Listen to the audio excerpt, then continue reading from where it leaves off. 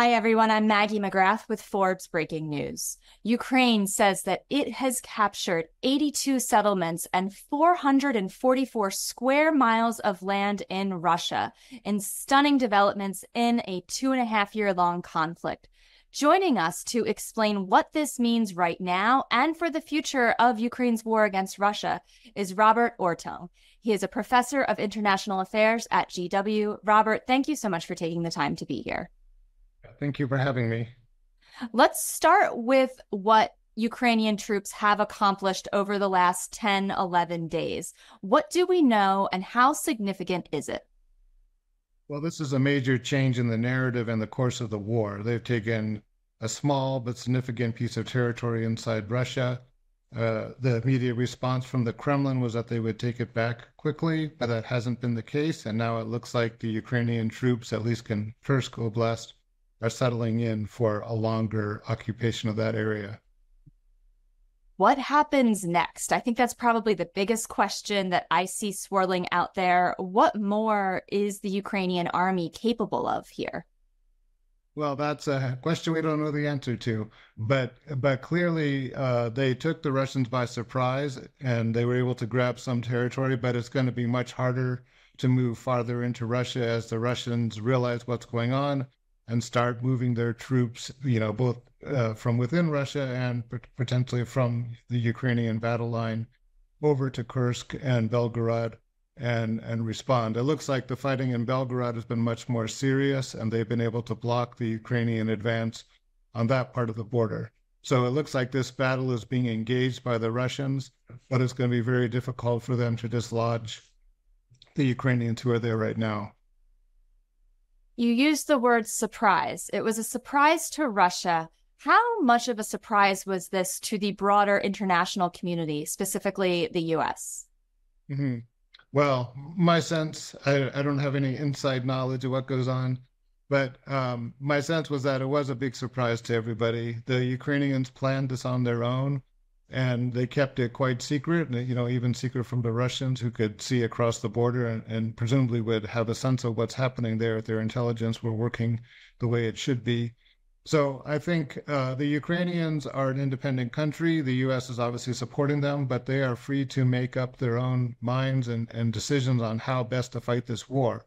And I think the U.S. is going to support them because this is the only way to block the Russian advances into Ukrainian territory and to cut the supply lines that the Russians need to continue those advances. So this move seems to make a lot of sense, at least from this initial stage.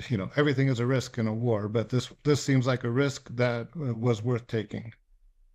Of course, the Ukrainian troops are free to do whatever they want, but with the U.S. being such a large supporter in terms of the finances that we have as a country provided, I know the Pentagon has been pressed on the question, is this an intelligence failure?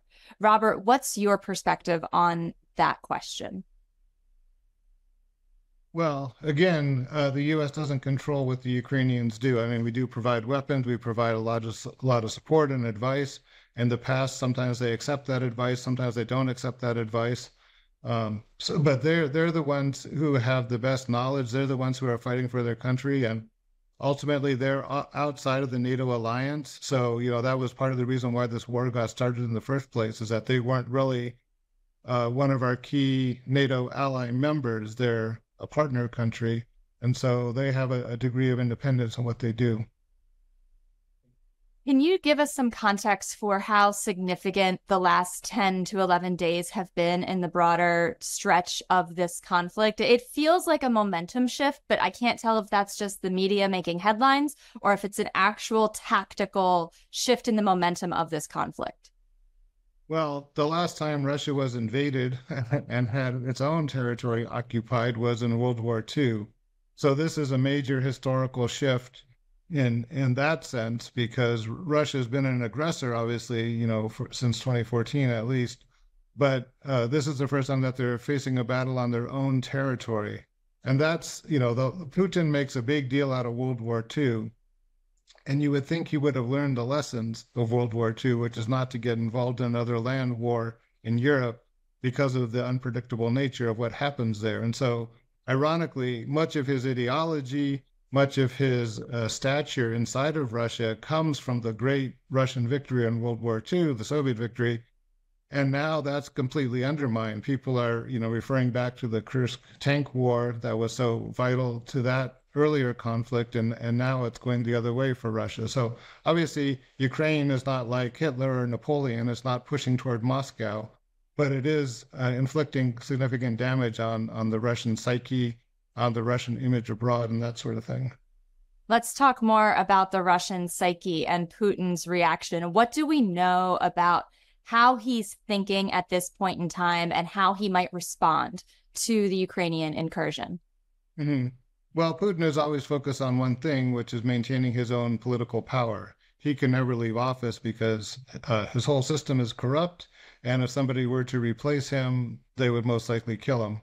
So it's do or die for Putin, and so he's just trying to figure out, given this corrupt system that he's working in and very inefficient, and where nobody among the military, the intelligence groups, they don't trust each other. He has his own personal guards as well.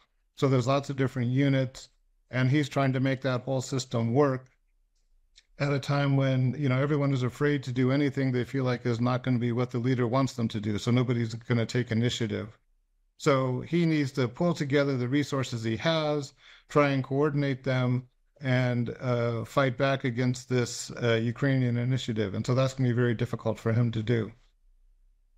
Interesting. So as we look at his options and we consider a potential end to the conflict, obviously no one knows when it would end. But if you think about what you just said about his political future, are there terms of a ceasefire that you could see Putin agreeing to? Only under complete duress. I think the best model to think of Russia right now is Venezuela, where you have a leader, who's going to stay in power no matter what, and regardless of what happens to his country. So, like Venezuela lost 25% of its population, the economy's in tatters, but the leader hangs on no matter what. And so I think that's the good model for what Putin's going to do. He's going to hang on to power no matter what. And so I don't think he wants to negotiate. It does sound like they want to swap the prisoners at this point, because the Ukrainians apparently have captured, more than 100 Russian soldiers. These are probably young conscripts, and it would be extremely unpopular in Russia if these people remained as prisoners of war. So I think Putin, at a minimum, is going to try and keep down public unhappiness about this fighting. But on the other hand, there's very little sign that the Russians are actively opposing the war, or that they're actively opposing, the Putin administration, even despite these obvious gaffes in the war fighting strategy. So Putin doesn't seem to be under any public pressure, but I think he would like to make sure that that pressure stays minimal. And so that would be a prisoner exchange I could see, but probably not a negotiation. Interesting. So even this Ukrainian incursion is not creating public pressure among Russians to end this. It doesn't seem to be. I mean, since Putin controls the media and the way it's presented, it doesn't seem to be causing a lot of interest among Russians, and either to join the army, defend the country, or to criticize the government for this failure. You could imagine if the Russians invaded Florida, for example, the rest of the United States would pull together and help our colleagues in Florida. But that's not what's happening in Kursk. So, it's kind of hard to see what's going on there. I think everyone in Russia is so demobilized and depoliticized and they're just focused on their own problems with the shrinking economy that they don't really want to get mixed up in all this stuff. So, Robert, as you look at this conflict, it's been 2.5 years, as I said at the top of the conversation. What's your outlook? Is this just going to drag on for years and years and just be something that comes into the background of society and we're just used to it? Or do you forecast an eventual end at some point, even if we don't know when that point is? Well, the problem is we've been predicting the end of the Putin regime for a long time now, and so far it hasn't happened. But clearly, Russia is becoming more brittle. There's more and more problems piling up. There's more and more pressures on the government both in terms of the Ukrainian invasion and, people's just ordinary desire to live a better life, that eventually it seems like the system will fall apart. But we've seen from examples like North Korea or Venezuela, as I mentioned earlier, that, even when you think that this situation can't get any worse, it continues to get worse. So it's really hard to see where that breaking point is going to be, where the tipping point comes that Putin isn't going to be able to make any changes. He controls the means of force, the secret police in Russia and other oppressive tools. And so he seems to be able to keep the situation under control as long as he can pay those guys to continue to maintain order from his point of view. We talked about the Russian psyche. Can we talk a little bit about the Ukrainian psyche? What do we know right now about what the last 11 days have done for the people of Ukraine and the general sense of either optimism, pessimism, or somewhere in between? Mhm. Well, I think it gives the Ukrainians a boost to see that they're invading Russia now after Russia invaded them. But, this war has been taking a huge toll on Ukraine, and Russia continues to bomb their cities, to destroy their energy systems. So many people are facing blackouts and don't have access to electricity or other basic services, even if they're in a peace zone. So I think that this war is going to, it's grinding down on their psychology too. And the Ukrainians have proved to be quite resilient. There's been a lot of academic articles talking about the strength of Ukrainian civil society, the ability of the people to come together, regardless of what the government's doing. So there is a lot of resilience there. There's not a desire to give up. They know that they don't want to live under Putin's rule, so there's not really an option. So I think they're going to just keep fighting and doing what they have to do. And what's your sense of how this incursion has mobilized the broader international community? It feels like here in the US, there's been political disagreement over whether or not to continue our support of Ukraine. Does this shift those arguments at all?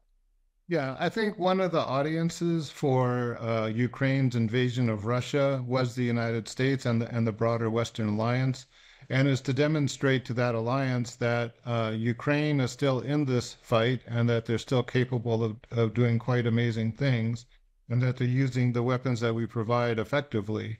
So I think part of the political spectrum, and particularly the Republicans, have said we shouldn't be providing aid to Ukraine. J.D. Vance, for example, now vice presidential nominee, has made that point quite clearly. So there's a real divide in the U.S. system, although I don't think all Republicans support that point of view. So I think it helps that, Ukraine is a scrappy underdog that is proving that it can have some level of success against even a much more powerful opponent like Russia. And that's really going to help the narrative and the storyline in the United States and bolster support, already strong among the Democrats and probably among some groups within the Republican Party as well. So they clearly have a majority of support in the U.S. Do you have any sense at all as to how much this issue could influence the 2024 presidential election and how much voters are paying attention to this? Well, my sense is not very much, that this is not really, for some reason, a big issue for most people, even though it's vital for the future of Europe. There's so many other things going on in the world, and particularly the war in the Middle East, what's going on in Gaza. For example, on our campus, that's been the main focus of attention. And even though you have, this ongoing conflict in Europe, it hasn't really drawn the same kind of heartfelt activism that we see around Gaza. I'm not sure why that is exactly, but some of the students are focused on it, but the vast majority are not. So I don't think it's really going to be a big issue. You mentioned that this conflict between Russia and Ukraine is vital for the future of Europe. I'm sure we could spend hours talking about the many reasons why that is, but can you give us just a 60-second breakdown of why this conflict is vital for the future of Europe? Well, Russia is not a big supplier of goods and services, really, but it does supply a lot of energy to Europe. And that was the main trade, particularly oil and natural gas. And so, as we think about a green energy transition and where the world is heading once we get away from the use of fossil fuels, I think this is having a major impact on what the Europeans are thinking about. So whether they source their natural gas from other places, whether it's LNG or something else, or they actually make a real transition to wind, solar, other forms of renewable energy. I think that's the key thing here. And so it's really this war has given Europeans a big impetus to realize that Russia is not a reliable partner. They basically cut off all their connections with Russia. And, not all the energy connections have been cut off. There's still pipelines flowing, but many of them have been cut off. And clearly the future is going to be moving away from Russia, finding other more reliable sources, whether it's fossil fuels or something else. And so I think that's the key here. But also, we have a return of the Iron Curtain, basically, that there's no more educational exchanges with Russia. There's no more tourism going to Russia. None of the ties that have been building up over the last 30 years since the end of the Soviet Union are continuing. And so countries like Finland, Sweden, they're joining NATO now. They're thinking about ways to really integrate with their neighbors. Norway, like the Nordics, are all working together because they see that Russia is a real threat to them. Whereas in the past, many of those countries have been focused on maintaining a good, solid relationship with Russia, regardless of what it was doing in Ukraine. So that's been a real shift. So I think the West is really getting its act together and figuring out how they can work together against this threat that Russia's providing. And that's a big change that we've seen in Europe in the last few years. A new Iron Curtain. Those are sobering words. Are there any other countries in Eastern Europe that are at risk for Putin invading? Well, I don't think so, because they're all members of NATO. So if Putin invaded them, it would bring the full force of the Western alliance against them.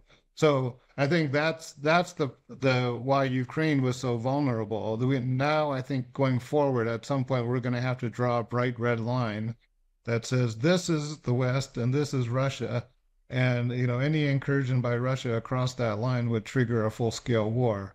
So we don't have that kind of guarantee at the moment, but I think in going forward, that would be a good means for preserving stability.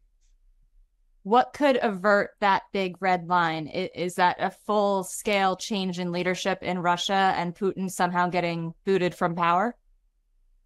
Well, yeah, that's one thing we're always speculating about, what comes after Putin, because obviously he's not going to live forever. But when I was starting Soviet studies back when I was in grad school in the mid 80s, we all were very romantic looking at Gorbachev and thinking that he was going to be able to reform the communist system, create a peaceful, democratic, capitalist society. That obviously didn't happen. It was very chaotic. It was affected by a lot of organized crime groups and things like that. And then Putin took over and sort of reimposed the kind of centralized authority that we thought was gone forever. So that seems to be the Russian trend. So I think we should think of Russia more as a deeply authoritarian country and deal with it on those terms going forward. And also think of Putin as a leader who, even if the Ukraine conflict doesn't go his way, will be in power until his death. Is that your prediction? Absolutely, yeah. There's no way he's leaving office. So until he's dead. So, yeah, that's just the fact, and we have to deal with it. What else are you watching? I mentioned at the top of this conversation that the last 10, 11 days have moved very quickly on the front lines of this conflict. Is there an aspect of the conflict that you are watching, of Ukrainian-Russian interactions that you're watching? What will you be paying attention to in the coming days, weeks, and months? Well, I think the thing to expect is more surprises, because obviously everything about this war has been a surprise. It was a surprise when Putin went into Ukraine. It was a surprise that Ukraine was able to fend off the Russian advance, and actually, most people assumed they wouldn't be able to do that. It was a surprise that the war keeps going on and on and on. It was a surprise that the Russian people actually support this. I thought that the Russians learned the lesson of World War II. It's a surprise that Ukraine now has invaded Russia. So I think we can start expecting more surprises. We've seen a lot of explosions around Russia. Ukrainians are clearly targeting Russian warfighting capacity. trying to take out the Air Force bases and other institutions so that it would reduce the pressure on Ukraine. So I think we're going to see a lot more of that. We're going to, as the West supplies more weapons to Ukraine, we had a lull there for about 6 months, and then the pipeline has been filling up more recently. I think we're going to start to see Ukraine getting greater offensive capacity and be able to do things that we hadn't seen in the past. And so that's going to put Russia back a little bit. I think we'll have to think about what this all means for China, because Russia is basically closely aligned with China, but this is going to be a huge embarrassment for the Chinese too, to to have their ally being invaded by the country they were trying to invade themselves. So I think there's going to be a lot of geopolitical aspects here that we need to start thinking through, and what this means for the Middle East, what's going to happen with Iran and how that connects back to Russia. There's very strong ties there. So we're going to see a lot of change in the next few months. And so I think that'll be a very interesting process to watch. It's all connected and it's all very turbulent. We will have to have you back to explain more as these developments occur. Robert Orttung, thank you so much for your time today. We so appreciate it. Thank you.